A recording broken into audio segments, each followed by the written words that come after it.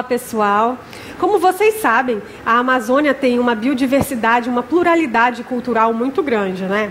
Só que essas duas coisas são muito ameaçadas por ações do homem. E é justamente a respeito desse assunto que a Web TV do Portal Amazônia vai falar nessa edição. Para falar a respeito do assunto, para a gente poder se aprofundar, nós recebemos hoje o Robson Tchaban, que é analista ambiental, e o Sidney Silva, que é antropólogo. Eu agradeço a presença de vocês em nome do Portal Amazônia. E nós vamos começar, como é de praxe, mostrando as matérias que provocaram o programa de hoje. Nós temos a matéria a respeito do provável fim do fenômeno da pororoca no rio Araguari, no Amapá. Vejam só. Vocês tinham ouvido falar, gente, disso? Vocês podem falar no microfone. Saiu recentemente em vários jornais que está acabando a pororoca lá no Amapá. No rio Araguari, né? Tá aí, olha só, o Ministério Público Federal, inclusive, está investigando a responsabilidade de pecuaristas da região em relação ao impacto ambiental da atividade ali na área. E, além disso, também tem uma matéria aí sobre o boto do Araguaia, que é uma outra espécie de boto, né? Nós temos aqui o boto tucuxi, né? O boto rosa e o boto do Araguaia. Essa daqui é a matéria mais recente, mas o Portal Amazônia tem outras matérias a respeito do boto do Araguaia, que é uma espécie que já nasce sobre o risco de extinção, né? Por causa das hidrelétricas e o isolamento geográfico. E também tem aí uma matéria a respeito dessa rã, que foi identificada em Roraima. Olha só, anfíbios nunca antes descritos pela ciência. Tem uma história bem triste, porque os pesquisadores foram a essa serra lá em Roraima, viram que podia se tratar de uma nova espécie, só que na época eles não tinham como provar isso, e anos depois eles voltaram, já tinham a comprovação de que era uma nova espécie, mas já não encontraram exemplares dessa rã. E é isso, gente. Certo? Então, nós vamos começar falando com um convidado especial que está lá em Altamira, no Pará, que é a Carolina Reis, que faz parte do programa Xingu, do Instituto Socioambiental. Carolina, bem-vinda à Web TV do Portal Amazônia. Olá, obrigada pelo convite. Imagina. Carolina, eu vou começar perguntando a você quais são os riscos que essa região da Amazônia aí sofre com a construção de obras como o Belo Monte. O ISA recentemente publicou um dossiê a respeito desses impactos, né? E vocês são bastante ativos e críticos em relação a essa obra. Então, de maneira sintética, o que a Amazônia tem a perder com obras como essa? Bom, em primeiro lugar, eu queria só ressaltar que o dossiê Belo Monte não há funções para a licença de operação. Ele é um documento que aponta os principais passivos que ainda existem à beira da licença de operação que vai ser concedida pelo IBAMA ainda esse ano, provavelmente. E os principais passivos de uma obra como Belo Monte, eles decorrem do risco da perda do modo de vida de algumas populações tradicionais da Amazônia, principalmente os beradeiros, ribeirinhos, pescadores e indígenas. Então, o que vem acontecendo aqui na região é que, com o reassentamento, a remoção forçada de populações que moram em ilhas, nas margens do rio, que são regiões que vão abrigar o reservatório da UNI, essas populações vêm perdendo a possibilidade de continuar sendo pescadoras e manter o modo de vida à beira do rio e a moradia sazonal, que é uma característica peculiar aqui na região.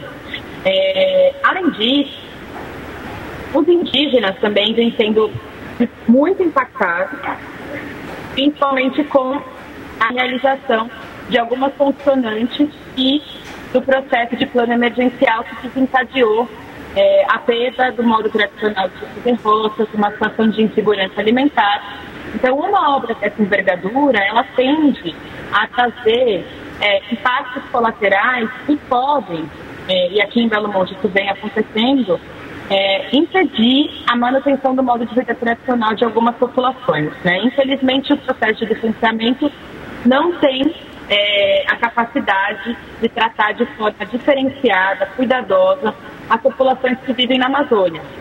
E é uma obra na Amazônia. Então, isso indica uma incapacidade do Brasil em construir grandes obras aqui na região. Entendido. Carolina, e os danos provocados por uma obra como essa são reversíveis? Existe a possibilidade de recuperação, não só do modo de vida dessas pessoas, mas da fauna, da flora aí dessa região? Olha, em alguns aspectos sim, em outros aspectos não. Alguns impactos eles são irreversíveis. Acho que a perda do modo tradicional de se cultivar a roça, a partir da chegada de comida industrializada, a perda da autonomia alimentar dos indígenas e a avalanche de bens de consumo que entraram nas aldeias, né, e geraram uma mudança na forma dos indígenas se relacionarem entre eles e com a sociedade ao redor. Isso é um impacto, né, praticamente irreversível. Então, o Ministério Público Federal vem encarando isso como um etnocídio, né? O que aconteceu aqui em Belo Monte com os indígenas foi um etnocídio. Agora, com relação aos pescadores, aos moradores de ilha, aqui da região do reservatório, ainda é possível se reverter. Inclusive, o dossiê ele aponta essa necessidade de criação de um reassentamento na beira do rio que permita que os pescadores continuem pescando. Então, com relação a essa população profissional de pescadores, ainda não é um fato consumado, ainda é possível se reverter. E essa é a expectativa do Instituto Socioambiental e da população altamiraense à beira da licença de operação. Entendido. Carolina, é que a gente já tinha conversado antes do programa começar, gente. Carolina, o Portal Amazônia agradece a sua participação e também ao Instituto Socioambiental por ter topado a participação de vocês aqui no programa. Obrigada, tá? Obrigada, um bom programa para vocês, agradeço a oportunidade. Imagina, estamos sempre dispostos aqui, abertos para as sugestões de pautas de vocês. Agora, voltando aqui para o estúdio com os nossos convidados, eu vou fazer a pergunta direcionada ao Robson, né? Robson, a gente viu aí a Carolina falando a respeito dos impactos, né, causados não só às populações tradicionais, né, mas também a fauna e a flora. Quais são os fatores que mais favorecem o desaparecimento de fauna e flora aqui na Amazônia? Olha, tem vários, mas o pior deles é a destruição do habitat. Esse é o pior de todos, porque você não destrói uma ou duas espécies apenas, mas você destrói toda uma cadeia, todo o relacionamento que existe entre elas, você prejudica diretamente milhares de espécies animais e vegetais. Então a destruição do habitat é a pior delas. Tem outras também, como caça, aquela captura para usar o animal como bicho de estimação, que é uma coisa muito comum aqui no norte, consumo excessivo de algumas espécies, envenenamento por agrotóxico, mercúrio, tem vários fatores que contribuem direto ou indiretamente para a destruição. Agora, o que eu considero pior realmente é a destruição do habitat, quando você simplesmente elimina toda uma área, derruba totalmente a área, ou constrói alguma coisa assim. Esse é o pior, esse é o que é imediato, muitas vezes não dá tempo da espécie fugir, se recuperar, é uma destruição muito grande, se adaptar. Exato. Entendido. Sidney, a gente viu também a Carolina falando a respeito das populações tradicionais, né? Quais são as maiores ameaças ao patrimônio imaterial da Amazônia? Bem, eu acho que o que a Carolina falava, né, a importância do modo de vida dessas populações, não é verdade? É evidente que esse patrimônio material, ele pode acabar, né? Ou seja, há uma ameaça grande quando uma obra desse porte é realizada, evidentemente, não é? Então todo esse patrimônio material ele está em perigo, ele é muito frágil, não é? Então precisa ter cuidado. Do ponto de vista do patrimônio imaterial, quando nós falamos do ponto de vista cultural, né? Então não podemos falar de perda ou simplesmente da morte de uma cultura, né? O que há, na verdade, é um processo de mudança, de transformação dessa cultura. O que vai acontecer provavelmente com as populações tradicionais que moravam nesse habitat, de repente eles são movidos, né, removidos para outro lugar, para as cidades, né? Isso. Evidentemente, para as periferias da cidade, que acaba conjuntos que acontece, habitacionais construídos pela Norte Energia. Então, há, de fato, uma mudança desse modo de vida dessas populações. Né? Antes ele trabalhava com a pesca, né? A pesca era o meio pelo qual ele sobrevivia, né? Então, evidentemente que ele não vai poder pescar mais, né?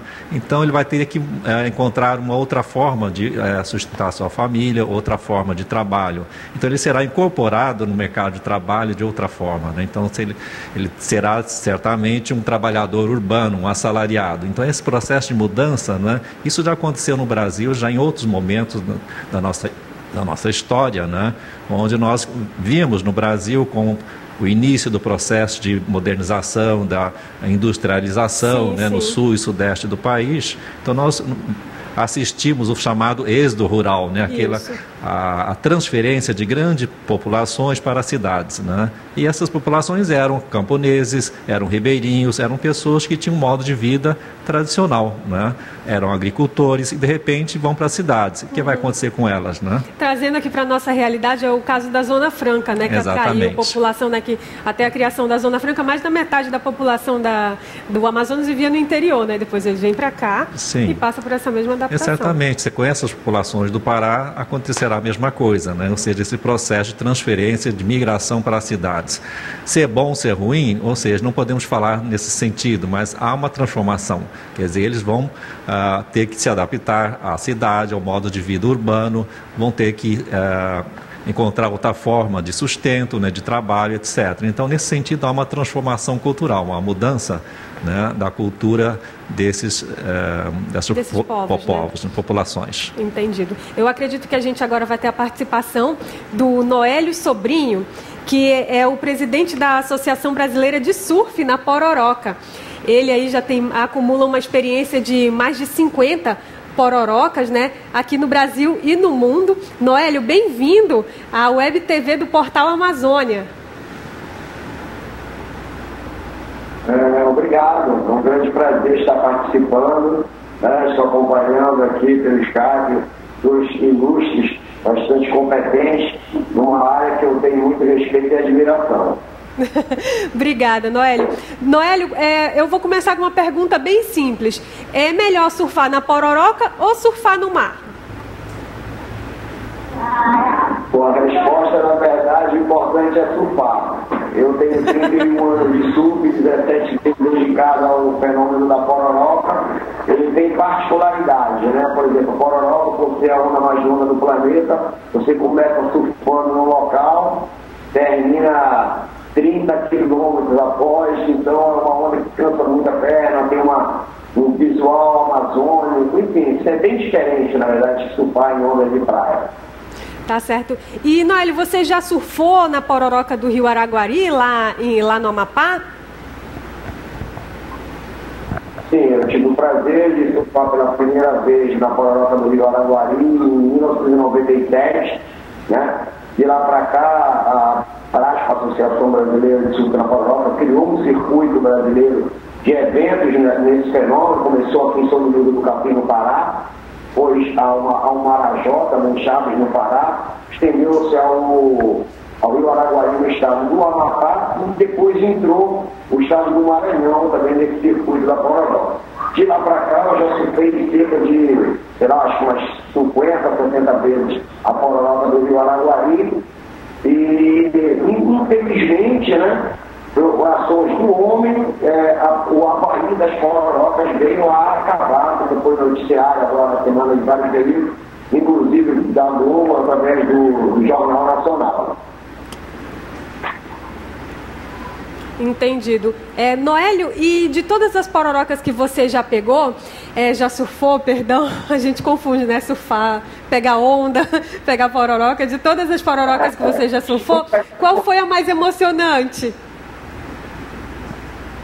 Olha, a pororoca do Rio Araguari era uma pororoca excelente, assim, a nota máxima que pode ser dada é 10, mas eu só daria 11, né? Mas a gente também com pororocas maravilhosas. Aqui no Brasil, no Marajó, também no Maranhão, e uma das pororocas que eu mais gostei foi a pororoca da Indonésia, porque tem a vegetação, o clima, como origina o fenômeno, a cor da água, enfim, a própria população, né, lá da Indonésia, é bem legal. E a gente teve também a oportunidade de participar da Pororoca da Inglaterra, da França e também da China. Tá certo, esse foi o Noélio Sobrinho, presidente da Abrasco. Noélio, o Portal Amazônia agradece a sua participação. O Noélio que está falando com a gente direto de Belém a respeito dessa experiência aí, de quem já acumula mais de 50 surfs na Pororoca pela Amazônia. Noélio, de todas as pororocas que você já pegou, aqui no Brasil e no exterior, qual é a diferença? Só para a gente finalizar. Bom, na verdade, na Inglaterra e na França é uma água meio esverdeada, meio escuro e também muito gelada, onde você precisa surfar com roupas de borracha. A China, a Indonésia e a do Brasil são mais similares a nível de clima, né? E para encerrar, eu queria mandar um grande abraço aí para a galera de Manaus, né? A gente que trabalha também com eventos de esportes radicais, também de MMA, convidar vocês para vir conhecer aí o Minas Ecosul, que vai rolar agora dia 25, aqui na Amazônia Atlântica, né, que é um evento de limpeza dos manguezais da Amazônia Atlântica, através da galera do Stand-Up Paddle. Queria mandar um beijo para a minha família aí de Manaus também e agradecer a oportunidade. Muito obrigado. Imagina, Noélio, a gente que agradece a sua participação, viu? Em nome do Portal Amazônia, agradeço a sua participação mais uma vez. Gente, e se liguem que depois que o programa terminar, você pode acessar o portal amazônia.com e conferir uma lista de onde acontece esse fenômeno aqui na Amazônia. Essa lista, inclusive, foi feita com a ajuda do próprio Noélio, aí a experiência que ele tem aqui percorrendo a Amazônia atrás dessa onda, esse fenômeno natural aqui da região, né? Voltando aqui para o nosso estúdio, tem mais uma pergunta para o Robson. Em quais estados essa situação de ameaça à fauna e flora aqui na Amazônia é mais grave, Robson? Olha, os estados que pegam a periferia da Amazônia, a situação é bem pior. Então, o leste e o sul do Pará, o norte de Mato Grosso, Rondônia e agora mais recentemente o Acre. Então, que é aquela região chamada assim de ciclo de fogo, né? É onde termina a Amazônia e começa os outros ambientes, principalmente cerrado. Então, o desmatamento, a abertura de estrada, criação de pastos, plantações, principalmente soja, está entrando na Amazônia por esse espaço. Uhum. Né? Então, essa parte está sofrendo muito mais com desmatamento, queimado, alterações climáticas e tal, do que aqui onde nós estamos. O Amazonas deu sorte nesse aspecto, que está bem no centro, tem muito pouca estrada no Amazonas, a nossa estrada aqui são os rios, então o desmatamento aqui não é uma coisa tão séria. Agora, nesses estados que eu falei, está muito sério. Está crescendo demais. Pará e Mato Grosso normalmente são recordistas de queimada e desmatamento, então é muito preocupante essa parte da Amazônia. Entendido. Sidney, você falou aí a respeito começou falando a respeito de cultura, né? Você disse que a gente não pode falar, né, que uma cultura morre, assim.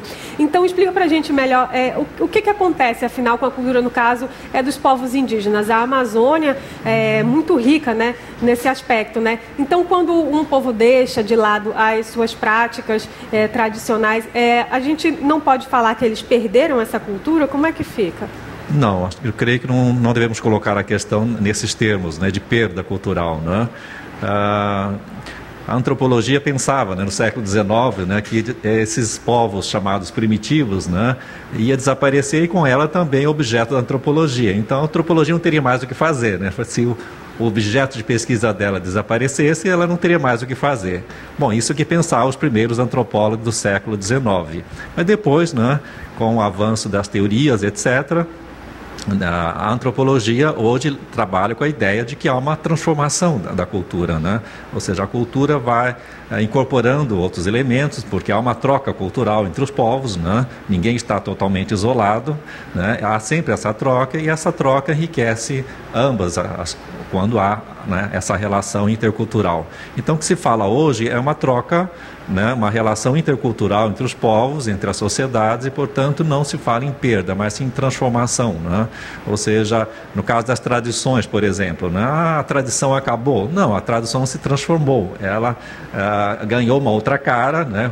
Um exemplo disso é o boi bumbá, né? Quer dizer, o Bumba Meu Boi do Maranhão veio para o Amazonas, né? E ele ganhou outra cara, ganhou outros elementos, né? Portanto, ele se transformou. Então, ele não morreu, essa tradição não se perdeu, ela se transformou, ela tornou-se, ganhou outra cara, ficou diferente, né? Mas é o mesmo boi, é a mesma história, é o mesmo sentido, né?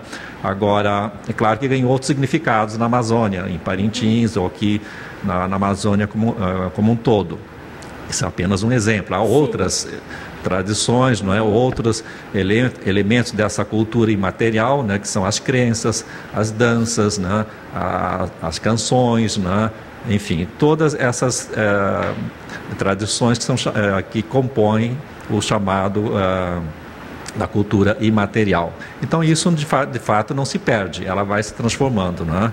Evidentemente que há algum momento parece que há um esquecimento, né? Parece que acabou, parece que a tradição acabou, morreu, mas na verdade ela está simplesmente só esquecida. De repente ela é recriada e ganha outros significados. E a gente nota isso principalmente em relação à língua, né? Os povos indígenas, né? Eles têm essa identificação cultural através da língua. Na verdade, você trabalha com imigrantes, tem um trabalho muito amplo a respeito de populações, né? Estrangeiras que vêm aqui para o Brasil. Como é que funciona essa identificação com a língua quando essa língua deixa de ser usada? Pois é, há casos em que grupos comunicados indígenas que eles já perderam, não falam mais a língua original, né? Mas nem por isso eles deixaram de ser indígenas, porque há outros elementos da cultura que não se perdeu. Então, há algum momento também que eles passam um processo de ressignificação, né? Reconstrução dessa cultura. Há casos de indígenas que já não falavam mais a língua e nem praticavam mais suas tradições. E, de repente, eles começam novamente a reaprender a cultura deles. Então, esse é um processo que acontece hoje em dia, não tanto na Amazônia, mas no Nordeste brasileiro, onde o processo de mistura, né, miscigenação é maior. Portanto, esse é um elemento interessante. Então, o indígena que vem para o centro urbano, para a cidade, né, ele não deixa de ser índio, né? Ele será um índio urbano, né? Mas, evidentemente, que ele vai incorporar elementos dessa cultura urbana, mas não deixará de ser índio. Ele será um índio urbano, né? Diferente daquele que continua lá na aldeia. Mas hoje nem podemos falar que aqueles que estão na aldeia, os que estão na cidade, não é? Eles estão sempre em contato, né? Eles circulam, eles vão e vêm, não é? Então, nesse sentido, a cultura é muito dinâmica, né? Então, agora a questão da identidade, eles não perdem a identidade. Essa identidade é continuamente transformada, ressignificada. Então, nesse sentido, devemos pensar a questão. Tá certo. Robson, você é ornitólogo, né, especialista em aves, né? Mas a gente sabe que toda a fauna da Amazônia, ela é muito delicada, é um ecossistema muito único, né? Tem características próprias, né? Quais são ameaças a animais como as aves, como os primatas, né? Que é o caso do pando-sauí, né? Que é um plano de conservação da espécie aqui. Quais são as ameaças a animais como esses aqui dentro das áreas urbanas? Eu tinha comentado anteriormente da questão da destruição do habitat. Justamente. Que é o pior. Antes de responder, preciso chamar a atenção por uma característica. A Amazônia é muito grande, mas as espécies não estão distribuídas na Amazônia toda. Existem espécies que tem na Amazônia toda, no país inteiro, na América do Sul toda. Mas tem espécies que elas estão muito limitadas numa determinada região. Aqui na Amazônia acontece muito com relação aos rios. Nós temos rios muito grandes, você pega o complexo Solimões Amazonas, Rio Negro, o Madeira, Purus, Tapajós, Xingu, são rios muito grandes que servem como barreiras naturais que impedem que as espécies vão de um lado para o outro. Isso acontece inclusive com aves que podem voar. Imagina com um bicho terrestre, por exemplo. Então, a gente tem muita espécie que é da Amazônia, mas não é da Amazônia toda, é de um pedacinho da Amazônia, né? Então, se aquele pedacinho sofrer uma alteração muito grande, você está destruindo praticamente todo o ambiente onde aquela espécie vive. Mesmo que aquela destruição a nível de Amazônia não seja grande coisa, mas naquele ponto é muita coisa. Tá? Então isso acontece com alguns animais. No caso específico do sauim de coleira, é exatamente isso que está acontecendo. É uma espécie de primata que só tem aqui na Amazônia, só tem praticamente no município de Manaus e um pouco de Rio Preto da Eva. A área dele está limitada nesses 2 municípios. E para azar do sauim, Manaus, que é uma cidade já passando aí dos 2 milhões de habitantes, com um crescimento enorme, com mais de 10, 12% ao ano de taxa de crescimento já há muito tempo. Manaus está dentro da área do sauim. Ele não tem para onde ir. Ele tem limitações dos rios e na parte norte, que ele não tem limitação, a limitação existe porque existe uma outra espécie de primata que ocupa aquela área. Entendi. Isso vai mais ou menos até o quilômetro 30, 35 da BR-174. Você só encontra sauim de coleira até mais ou menos esse ponto. É uma área muito pequena. A partir daí você já encontra o sauim de mão dourada. Então ele está limitado nessa área. E o que está acontecendo com essa área? Ela está sendo fragmentada e destruída.